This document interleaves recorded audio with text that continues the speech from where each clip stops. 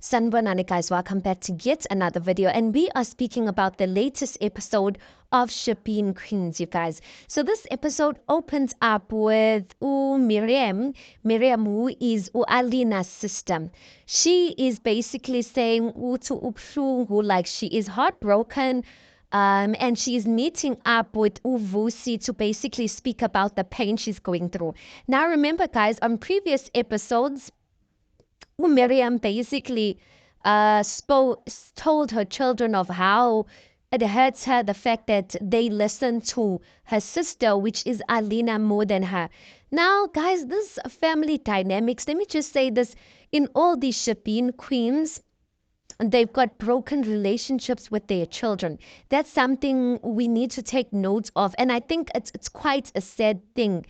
To a certain extent, it's like being a pastor and you have children, because it's like there's always so many people around, just like you never give time to the people or to your own children.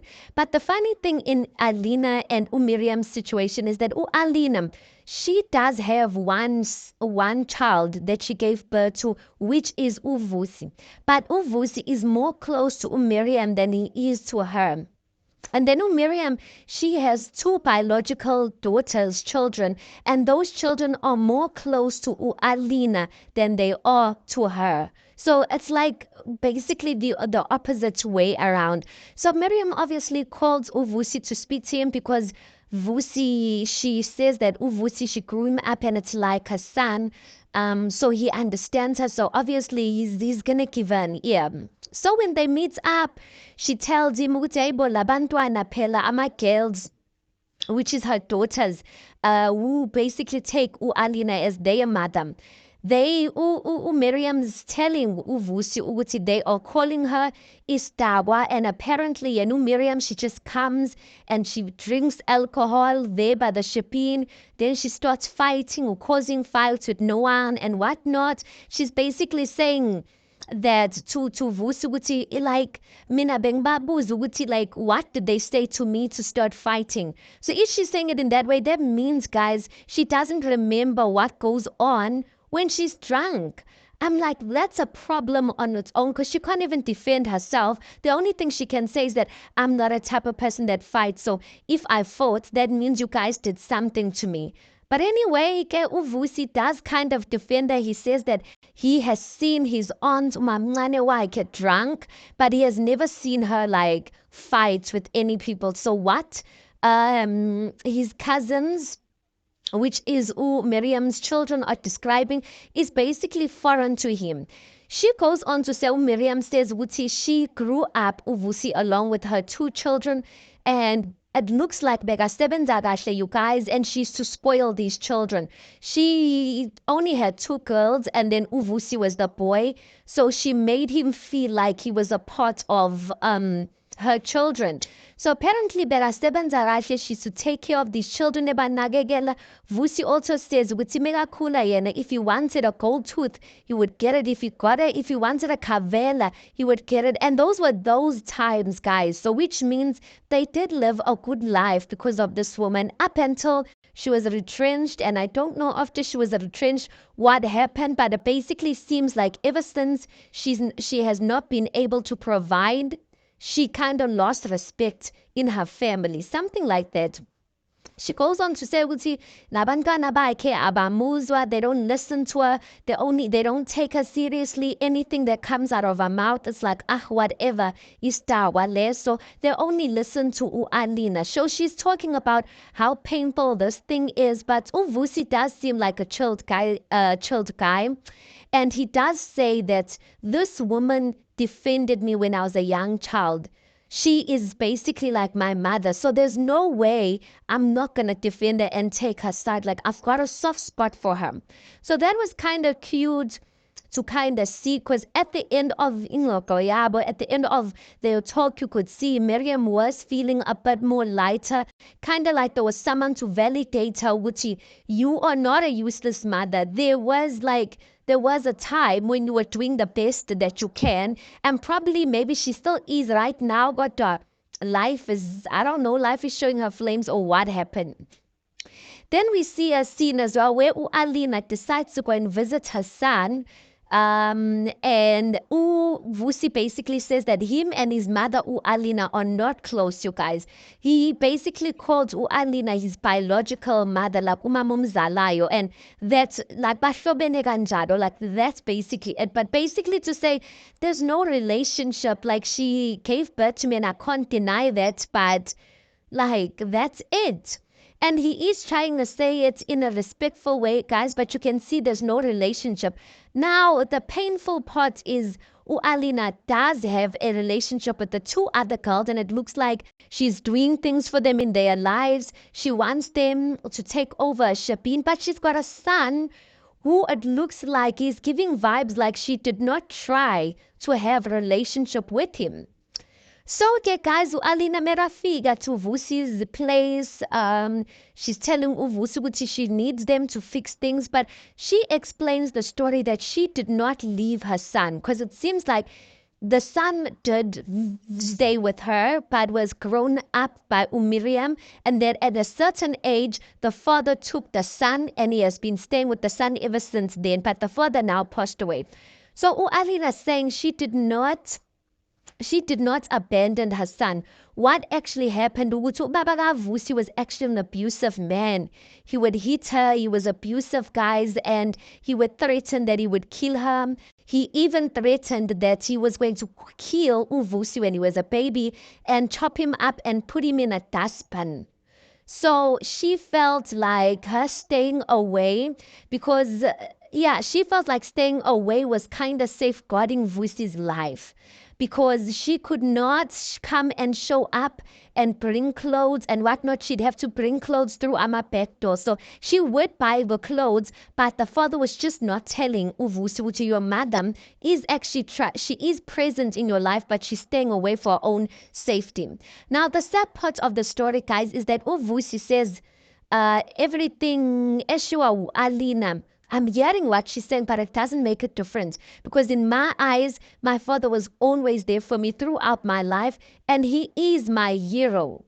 Guys, and I've been saying this, that sometimes that's the sad reality. You can't make a child want to hate the parent just because of what they did to you. Yes, there's a saying which is abantu abamnyama, if the father loves you as umawakhe, he will love as umawengane. He will love the child. But if he doesn't love you, if he doesn't love you as umawengane, then he won't love the child.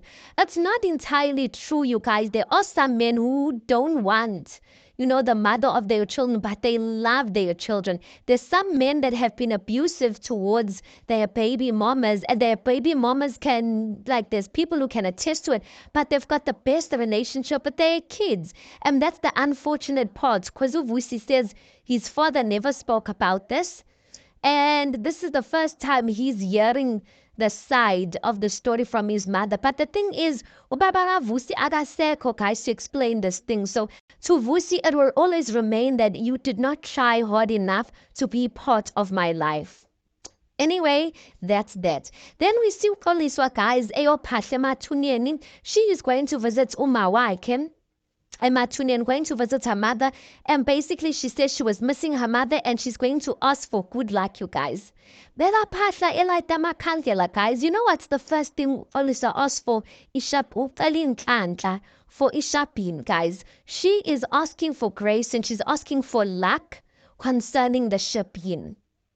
And I'm just like, this thing that Oliswa, it confuses me so much because Ukolisa's children, they are, I don't know whether I should say they're struggling with the place yokuhlala, but they want to come and stay, but they can't because her husband doesn't want her children to come and stay with her. The first thing she should be asking is at least a home for her children, where her children can go and stay and no one's going to be bothering them. She asks for Shebeen, Uti Shebeen must go well. Then she asks Uti her husband must do the right things as in marrying her. Every time, guys, that she gets a chance to pasha, she's always begging the ancestors to make this guy marry her. And I'm not telling so maybe this guy does not want to marry you, or does not want to finish off things in the right way and marry you legally. Maybe it does not want to, but I am just asking myself if Koliswa sees the bigger picture, guys. This Shebeen, technically, it's not hers. If this man were to pass away, does this man not have kids? Is no one going to come and bangisa her for the Shebeen? I was thinking to myself, like, I don't understand why she does not go and open up her own Shebeen. But the thing is, Shebeen, guys, location does matter. So you can't just tutor and then be like, no, I'm going to a new place. You can't do that because clients are loyal like that. But I am just like, only such like the only reason she wants to secure this marriage is for the Shebeen's sake. Because if they are not legally married like that, maybe it's not going to be that easy for her to get the Shebeen should anything happen to this husband of hers, because he does look way older than her. Then we see our big mama, Abueng and her girlfriend. Abueng and her girlfriend, guys, their relationship is so toxic. But the thing is, I can't even blame Abueng for not seeing that because she grew up in a toxic environment. And if you are used to a toxic environment, like you don't know anything healthy, like that's all you know. So Abuen's partner, they are going out, they're going to Vilarazi Street, they're going to have lunch or something like that. But they speak about indaba yokuthi Abuen's girlfriend found or caught Abueng in bed with another man in their bed. So Tada Abueng invited a certain guy over. I don't know what was their plans, what was their plans, but she invited a certain guy over to the place where Abueng stays with the girl. Then the girl comes, angazi ukuthi did someone tip her or something, but when the girl comes home, the guy opens the door and he's naked. And Abueng's also in bed naked, and Abueng's like, that doesn't mean we did anything.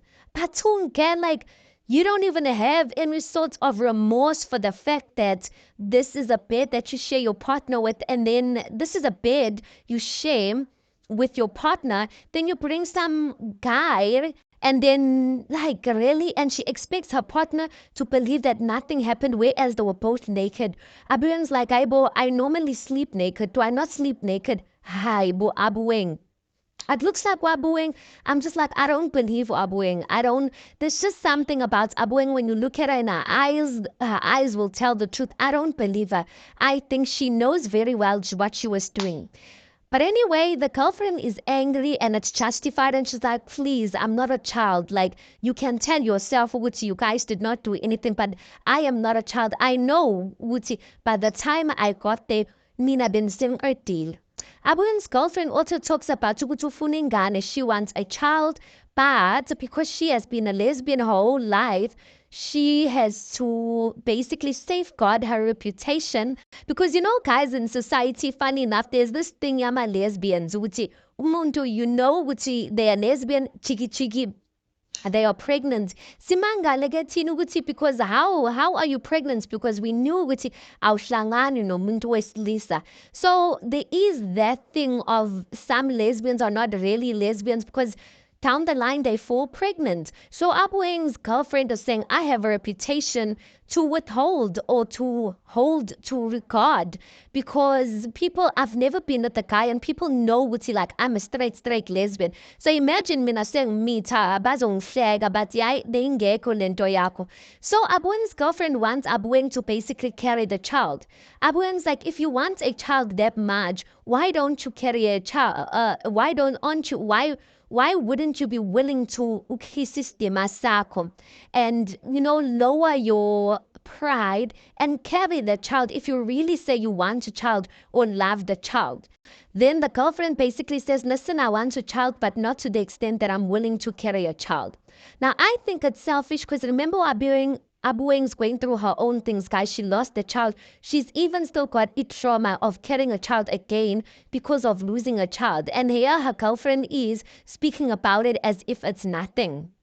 I get last scene, guys. We see Big Mama's boyfriend, Usia, he basically tells her that he wants to take her out, but it was a surprise. Kante only to find he's taking her wedding dress shopping to go and do some fitting. She was so happy and she was so over the moon. I must admit, it is a cute gesture, but listen, Miss Bebusia, Where's the money gonna be coming from? Big Mama obviously is gonna be the one who's gonna have to prioritize that. But the thing is, how are they prioritizing umshado, guys, having a wedding, whereas Big Mama that she was complaining about fixing a roof? Kusho ukuthi leyo mali ye-roof maybe unayo or something. She just wanted her children to do it, because how are you planning umshado that is so expensive, whereas bohlula way in your roof? And sometimes you say stock or in. So anyway, she got to do a wedding dress fittings, guys, and she was so happy with her dress. Even when she came out of the fitting room, Usia was blushing there. He was so happy. Hey, like you can see they were genuinely happy with the dress that she was fitting on. But next week's episode, we see that the upcoming episode for next week, we see that Bati, the dress, guys, is from 10,000 to 12.5. And the daughter was saying, Asinayo leyo mali, the Shebeen is not doing that well to afford that. And that just made me question, guys, Gandhi, how much are these women making? 10,000. I mean, I thought it would be maybe 10,000, 7K, yeah, Puma. How much are they making? You guys, let's park it right there. That is the recap of the latest episode. Tell me what you guys think. Please do make sure you like the video. Please do subscribe. It is absolutely for free of charge, and I'll see you guys on the next one.